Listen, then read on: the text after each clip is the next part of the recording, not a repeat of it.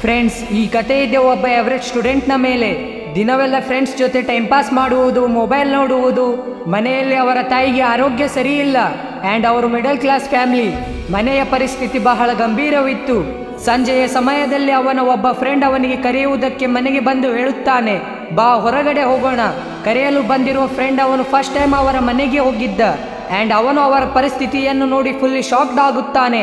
ಅವನು ಕೇಳಿದ, ನೀನು ಇಲ್ಲಿ ಇರುತ್ತೀಯಾ? ಹೌದು, ಇಲ್ಲೇ ಇರುತ್ತೇನೆ. ನೀನು ಇಂತಹ ಪರಿಸ್ಥಿತಿಯಲ್ಲಿ ಇರುತ್ತೀಯಾ? ಹೌದು, ಯಾಕೆ, ಏನಾಯಿತು? ಸ್ವಲ್ಪ ಸಮಯದವರೆಗೆ ಅವನ ಫ್ರೆಂಡ್ ಮೌನವಾದ. ಸ್ವಲ್ಪ ಸಮಯದ ನಂತರ ಹೇಳುತ್ತಾನೆ, ನೀನು ಇಂತಹ ಗಂಭೀರ ಪರಿಸ್ಥಿತಿಯಲ್ಲಿ ಇರುತ್ತೀಯಾ? ನಿನ್ನ ಮನೆಯಲ್ಲಿ ನಿನ್ನ ತಾಯಿಗೆ ಆರೋಗ್ಯ ಸರಿಯಿಲ್ಲ ಆ್ಯಂಡ್ ನಿನಗೆ ಯಾವುದೇ ಚಿಂತೆ ಇಲ್ವಾ? ಕೇವಲ ದಿನವಿಡೀ ಮೊಬೈಲ್ ನೋಡುತ್ತಾ ಇರುತ್ತೀಯಾ?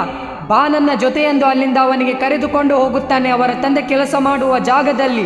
ಅವರ ತಂದೆ ಫ್ಯಾಕ್ಟ್ರಿನಲ್ಲಿ ಚೀಲಗಳನ್ನು ಎತ್ತಿ ಲಾರಿಯಲ್ಲಿ ಲೋಡ್ ಮಾಡುವ ಕೆಲಸ ಮಾಡುತ್ತಿದ್ದರು.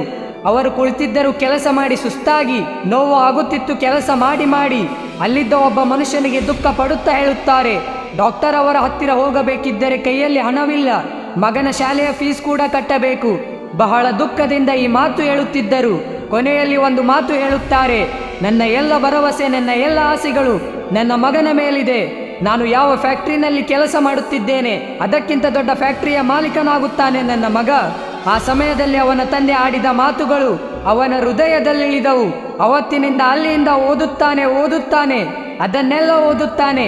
ಯಾವುದು ಅವನ ಗುರಿ ತಲುಪುವುದಕ್ಕೆ ಹೆಲ್ಪ್ ಮಾಡುತ್ತದೆ. ಆ್ಯಂಡ್ ಒಂದು ದಿನ ಹೀಗೆ ಬಂತು, ಅವನು ಅವರ ತಂದೆ ಕೆಲಸ ಮಾಡುವ ಫ್ಯಾಕ್ಟ್ರಿಗಿಂತ ದೊಡ್ಡ ಫ್ಯಾಕ್ಟ್ರಿಯ ಮಾಲೀಕನಾದ. ಅವರ ತಂದೆಯ ಆಸೆಗಳನ್ನು ಪೂರೈಸಿದ. ಎಲ್ಲ ಸುಖಮಯವಾಯಿತು ಅವನ ಜೀವನದಲ್ಲಿ. ಅವನು ಕೂಡ ನೆಪ ಮಾಡಬಹುದಿತ್ತು. ಓದಲು ಮನಸ್ಸಾಗುತ್ತಿಲ್ಲ, ಓದುವ ಸಮಯದಲ್ಲಿ ನಿದ್ದೆ ಬರುತ್ತದೆ.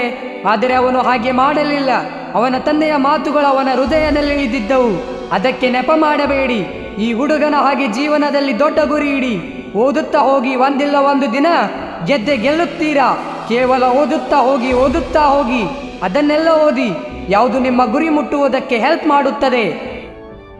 ವಿಡಿಯೋ ಇಷ್ಟವಾಗಿದ್ದರೆ ನಿಮ್ಮ ಫ್ರೆಂಡ್ಗೆ ಕೂಡ ಶೇರ್ ಮಾಡಿ. ಮುಂದಿನ ವಿಡಿಯೋನಲ್ಲಿ ಮತ್ತೆ ಸಿಗೋಣ.